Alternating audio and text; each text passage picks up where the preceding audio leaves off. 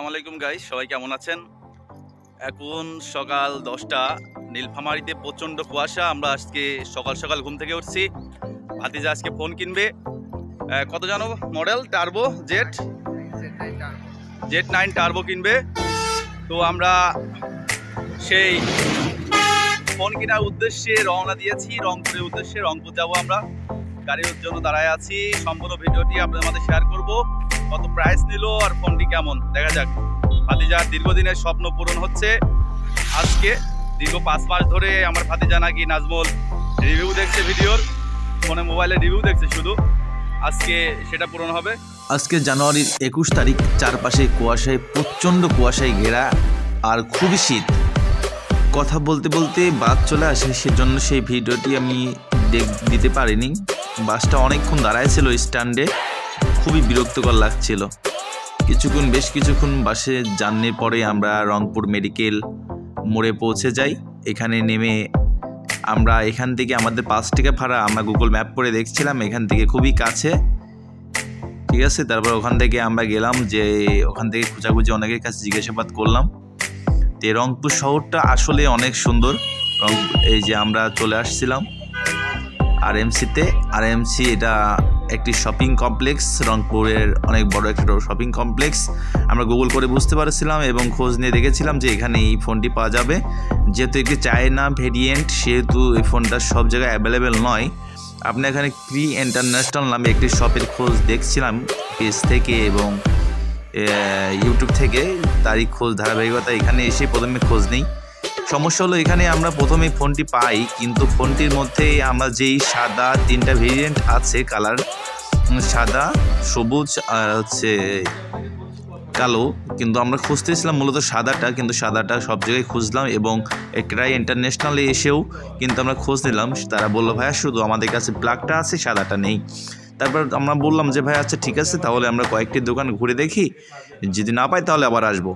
আমরা ওখানে পুরোপুরি মানে এই আরএমসি শপিং কমপ্লেক্সের 4র্থ তলায় এই মোবাইল পয়েন্টগুলো বেশ কিছু দোকান ঘুরে দেখি, কিন্তু তারপরেও আমরা মনে করেন যে এই ব্ল্যাক ছাড়া কোনো কালার আমরা পাইনি। সেহেতু আর দামটাও অনেক হাই। আর হচ্ছে ক্রাই ইন্টারন্যাশনালের দামের তুলনায় অন্যান্য জায়গায় অনেক দামটা বেশি, প্রায় 1500 থেকে 2000 টাকা ডিসটেন্স।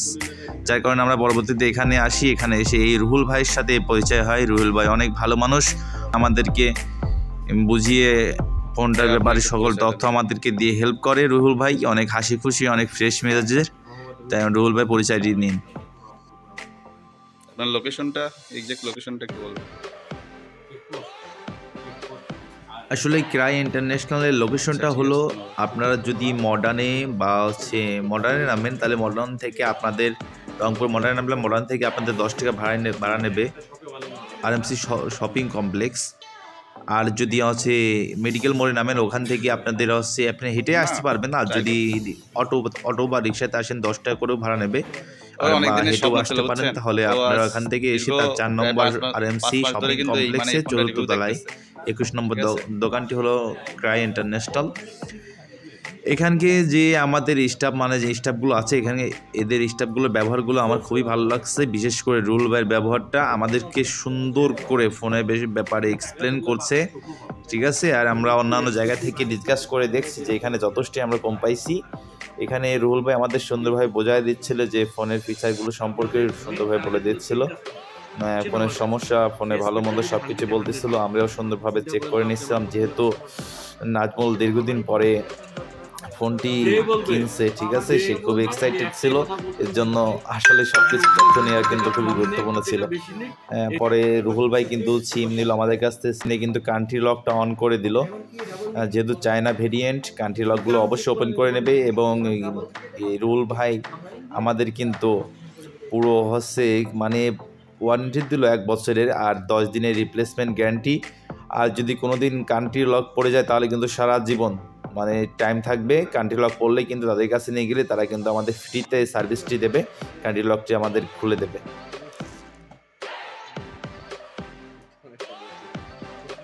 ব্ল্যাক ফোনটা কিন্তু অনেক সুন্দর ছিল। আসলে 12256 র্যাম হচ্ছে 12 GB এবং হচ্ছে রম হচ্ছে 256, মানে ইন্টারনাল মেমোরি 256। ফোনটা অনেক কিউট একটা ফোন ছিল, অনেক সুন্দর একটা ফন্ট, 50 মেগাপিক্সেলের ক্যামেরা ছিল। আমি অনেক দীর্ঘ সময় ব্যবহার করে দেখছি যে ফোনের হচ্ছে মানে ক্যামেরাটাও যথেষ্ট সুন্দর আর প্রসেসরগুলো হাই।